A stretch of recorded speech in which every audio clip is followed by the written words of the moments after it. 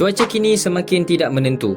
Ribut petir, hujan lebat dan puting beliung boleh berlaku tanpa amaran panjang. Dalam keadaan panik, ramai tidak tahu apa yang harus dilakukan.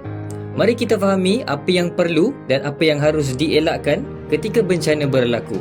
Pertama, bersedia sebelum bencana. Semak amaran cuaca dari Jabatan Meteorologi Malaysia. Jika ada tanda-tanda ribut kuat, segera lindungi diri dan keluarga. Tutup semua pintu dan tingkap dengan rapat. Simpan dokumen penting dan pastikan telefon serta power bank dicas sepenuhnya. Ketika bencana sedang berlaku, elakkan kawasan terbuka atau berdiri berhampiran tingkap kaca.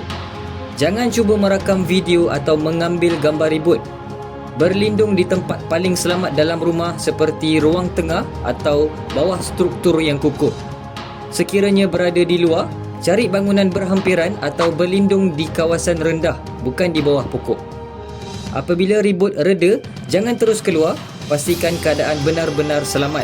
Elakkan menyentuh wayar elektrik terputus, pokok tumbang atau objek logam basah. Jika rumah rosak, laporkan kepada pihak berkuasa tempatan. Bantu jiran yang terjejas, salurkan maklumat yang sahih, bukan khabar angin. Tahukah anda kelajuan angin puting beliung di Malaysia boleh mencecah antara 50 hingga 120 km sejam, cukup kuat untuk merosakkan bumbung dan kenderaan dalam beberapa saat. Itulah sebabnya setiap langkah keselamatan amat penting kerana bencana tidak memilih masa, tempat atau siapa mangsanya. Keselamatan bermula dengan kesedaran.